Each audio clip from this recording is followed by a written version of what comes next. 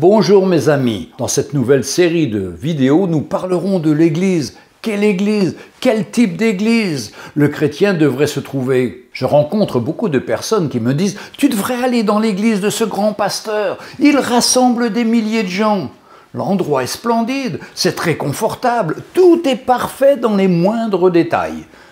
Je leur réponds toujours que pendant des années, j'ai été dans ce type d'église. Et c'est vrai qu'au début, tout me paraissait très bien. Mais rapidement, j'ai été appelé à siéger en tant qu'ancien. Le mot « siéger » est on ne peut plus adapté car il signifie « occuper une place ». Je ne me doutais pas vraiment pour quelle raison principale j'avais été appelé. J'avais mis de côté le fait que j'étais un homme d'affaires avec plusieurs sociétés qui se portaient bien. Je ne réalisais pas que finalement, le pourquoi de mon invitation n'était pas tellement dû à ma compréhension de la parole de Dieu, mais plutôt à la valeur estimée de mes comptes bancaires. Tellement naïf à l'époque, je me suis trouvé ainsi au milieu d'un aréopage d'hommes d'affaires influents dans ce que l'on nommait le Conseil des Anciens. Tout comme moi, certains étaient PDG, d'autres venaient d'entreprises du CAC 40 et d'autres encore de PME au portefeuille bien garni. Bien évidemment, les critères de sélection des anciens dans ces églises ne reflétaient en rien les caractéristiques des anciens de la Bible. Pire encore, ils en étaient tellement éloignés que certains n'honoraient même plus leurs engagements de leur mariage, mais avaient des concubines. Toutefois, l'épaisseur du portefeuille primait davantage que tout le reste, et il était interdit d'aborder certains sujets, comme marcher dans la sanctification, dans la pureté, la fidélité au mariage. Le pasteur, quant à lui, s'était octroyé le titre de ministre du culte et se versait avec ce titre un salaire qui allait avec. Il dirigeait l'équipe d'une main de fer, et ceux qui n'étaient pas d'accord avec lui n'avaient qu'une chose à faire, prendre la porte. Il manifestait des colères monstres, et son langage grossier ne reflétait pas celui d'un homme de Dieu. Il était même parfois pire que celui des gens du monde. Le rôle des anciens se limitait à approuver pleinement les décisions du pasteur. L'objectif du pasteur était d'avoir une église qui ne cesserait de croître et peu importe la qualité des gens qui s'y ajoutaient. Le critère prioritaire était quand même de toucher de préférence des grands hommes d'affaires ainsi que leurs familles. En rentrant à la maison après ces conseils d'anciens, ma tendre épouse me voyait bien souvent revenir en pleurant. Mais une fois, je suis rentré avec le sourire à la maison. Mon épouse m'a alors demandé pourquoi j'avais l'air si heureux. Je lui ai alors raconté cette fameuse réunion des anciens. Ce soir-là, le pasteur est arrivé au conseil avec une mine toute défaite. Plusieurs d'entre nous lui avons demandé la raison de sa tristesse et il a tout simplement lâché son paquet sur la table. Voilà mes frères, suite à de mauvais placements bancaires, l'Église a perdu 4 millions de francs et a des problèmes de trésorerie pour boucler les salaires de cette fin de mois. Et moi, très spontanément et très naïvement, j'ai dit au pasteur, ce n'est pas grave, le Seigneur va pourvoir. Et je me propose de faire une offrande au sein même du Conseil des Anciens. Oh, le pasteur me répond, superbe idée Jean-Louis, fais-la toi-même. Et là, devant tous mes chers frères, je me lance dans un style très comptable pour leur faire une description rapide de la situation financière. Je sors ensuite une poubelle qui traînait dans la salle pour accueillir les dons. Et là, moment mémorable, figurez-vous que je récolte 5 millions de francs en 3 minutes. À compter de ce jour, le pasteur m'a voué une reconnaissance et une admiration sans bornes. Pour ma part, cette expérience qui m'a fortement interpellé m'a amené à étudier davantage ma Bible et à chercher le vrai fonctionnement d'une équipe d'anciens et de leur qualification dans une communauté locale.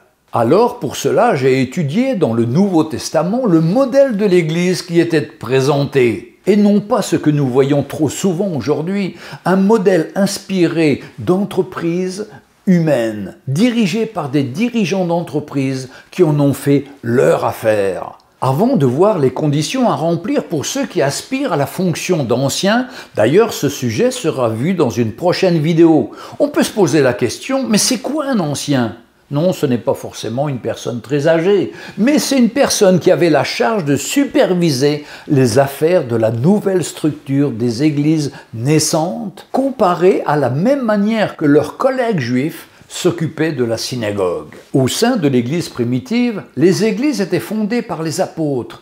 Des anciens étaient chargés de diriger la communauté. Ils portaient différents noms, plus ou moins équivalents, comme épiscopos, qui a donné par francisation le mot évêque, conducteur, berger, guide.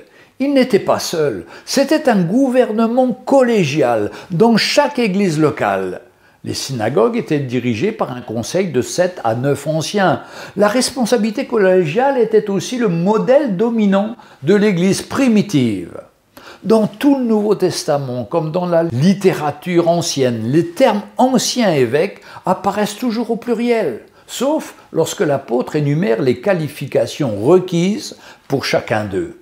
Des anciens dirigent l'Église de Jérusalem, c'est dans Acte 11, verset 13. Et puis, chapitre 15, verset 2, chapitre 6, verset 23, chapitre 21, verset 18. C'est dans différentes références bibliques que je vous mets en dessous. Paul et Barnabas firent nommer des anciens dans chacune des églises. Acte 14, 23. Dans 1 Thessaloniciens, chapitre 5, verset 12, Paul demande à ses lecteurs d'avoir des égards pour ceux qui travaillent parmi eux. Alors, pourquoi plusieurs ? Eh bien, afin que l'Église locale ne soit pas sous la direction d'un seul homme, qui coupe, qui tranche, mais au contraire, que les décisions soient prises par le conseil de plusieurs anciens. Ce problème d'avoir un seul homme qui coupe et qui tranche, c'est que l'homme seul veut diriger sans partage et trop souvent dans son intérêt. Je me souviens des phrases toutes faites de notre pasteur de l'époque. « Je suis le premier parmi les égaux ». Hélas, il n'y avait pas d'égaux. C'est lui qui prenait toutes les décisions. Les décisions étaient prises par lui et tout le monde devait s'aligner sur cette décision. Et cela a eu des conséquences dramatiques, en particulier quand ce pasteur a voulu que son propre fils lui succède, alors que ce fils n'avait aucun appel ni aucun ministère. Mais de plus, quelques mois plus tard, le conseil des anciens constatait que le fils du pasteur vivait dans l'adultère. Ils décidèrent de licencier ce fils pour cause d'adultère. Celui-ci attaqua l'association cultuelle au prud'homme qui condamna l'Église à une très grosse pénalité financière. Car l'adultère n'est pas une cause de rupture du contrat du travail dans ce monde, entraînant ainsi tout l'édifice dans une chute vertigineuse. Les chrétiens se sont dispersés et sont perdus dans ce monde. Tout cela illustre la catastrophe d'avoir un seul ancien, un pasteur qui dirige l'œuvre du Seigneur par sa propre volonté, avec un conseil d'anciens privé de toute autorité à la botte du pasteur. Pourquoi le Seigneur a prévu que la gouvernance de l'Église soit collégiale ? Justement, pour protéger le troupeau de Dieu de la folie des hommes, des nombreux faux bergers cités dans Ésaïe chapitre 56 au verset 11. Ce sont des bergers qui ne savent rien comprendre. Tous suivent leur propre voie, chacun selon son intérêt jusqu'au dernier. Quelle tristesse! Ou dans Jérémie 50, verset 6, « Mon peuple était un troupeau de brebis perdues. Leurs bergers les égaraient, les faisant errer par les montagnes. Elles allaient des montagnes sur la colline, oubliant leurs bercailles. Tous ceux qui les trouvaient les dévoraient. » Quelle tristesse! Alors que Dieu a toujours eu un projet pour son peuple, avoir des bergers selon son cœur. Jérémie chapitre 3 verset 15 nous dit « Je vous donnerai des bergers selon mon cœur, et ils vous paîtront avec intelligence et avec sagesse. » La particularité de la gouvernance collégiale est la mise en place des 5 ministères. L'organisation de l'Église ne doit pas être une organisation des hommes, alors que nous avons un modèle reçu de la part du Seigneur par l'apôtre Paul dans le livre de Galates au chapitre 1, versets 11 et 12. Paul écrit « Je vous déclare, frères, que l'évangile qui a été annoncé par moi n'est pas de l'homme, car je ne l'ai ni reçu ni appris d'un homme, mais par une révélation de Jésus-Christ. » Aujourd'hui, peu de personnes acceptent cette révélation de Jésus-Christ. Elle est pourtant biblique, scripturaire, non contestable et toujours d'actualité. Quand cette organisation existe dans les églises, il n'y a pas de place pour les super pasteurs et leurs shows habituels.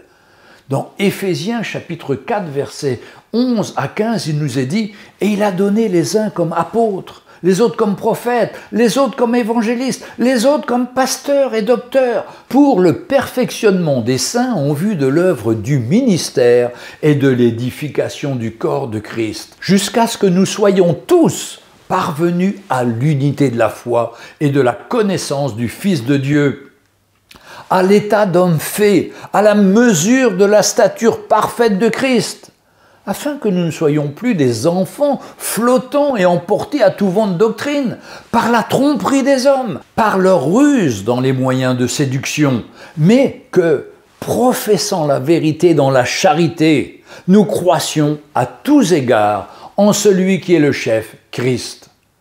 Pourquoi trouve-t-on plusieurs ministères dans une équipe ?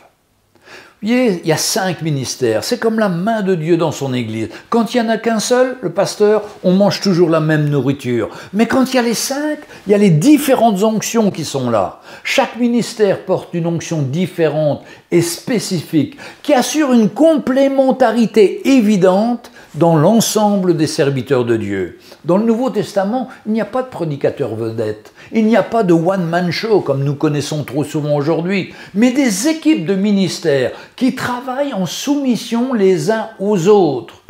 Dans l'Église primitive, personne n'avait sa propre Église. Il n'existait qu'une Église, c'était celle du Seigneur. Il n'y avait pas de ministère indépendant ni d'Église isolée. Ils veillaient les uns sur les autres afin de rechercher l'intérêt de chacun pour le bien commun, afin de glorifier le Seigneur. Le but des 5 ministères est selon Éphésiens 4, versets 12 à 15. Nous devons nous rappeler toujours, pour le perfectionnement des saints en vue de l'œuvre du ministère, pour l'édification du corps du Christ, jusqu'à ce que nous soyons tous parvenus à l'unité de la foi et de la connaissance du Fils de Dieu, à l'état d'homme fait, à la mesure de la stature parfaite de Christ, afin que nous ne soyons plus des enfants flottants et emportés à tout vent de doctrine, par la tromperie des hommes, par leur ruse, dans les moyens de séduction, mais que professant la vérité dans la charité, nous croissions à tous égards en celui qui est le chef, Christ. C'est de lui et grâce à tous les liens de son assistance que tout le corps bien coordonné forme un solide assemblage, tire son accroissement selon la force qui convient à chacune de ses parties et s'édifie lui-même dans la charité. Voilà donc ce que je dis et ce que je déclare dans le Seigneur, c'est que vous ne devez plus marcher comme les païens qui marchent selon la vanité de leurs pensées. Ils ont l'intelligence obscurcie, ils sont étrangers à la vie de Dieu, à cause de l'ignorance qui est en eux, à cause de l'endurcissement de leur cœur. Ayant perdu tout sentiment, ils se sont livrés à la dissolution pour commettre toute espèce d'impureté jointe à la cupidité. Mais vous, ce n'est pas ainsi que vous avez appris Christ, si du moins vous l'avez entendu, et si conformément à la vérité qui est en Jésus, c'est en lui que vous avez été instruits à vous dépouiller eu égard de votre vie passée, du vieil homme qui se corrompt par les convoitises trompeuses, à être renouvelé dans l'esprit de votre intelligence et à revêtir l'homme nouveau, créé selon Dieu dans une justice et une sainteté que produit la vérité.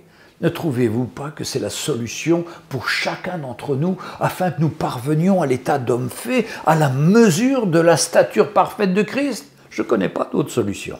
Et je connais des églises qui marchent comme ça et que le peuple est un peuple solide, uni et qui travaille ensemble. La semaine prochaine, je vous parlerai des recommandations et des qualifications des véritables anciens. On se retrouve la semaine prochaine, mais n'oubliez pas de mettre un pouce en l'air si vous avez apprécié cette vidéo et de vous abonner pour être prévenu à la sortie de la prochaine vidéo. À bientôt!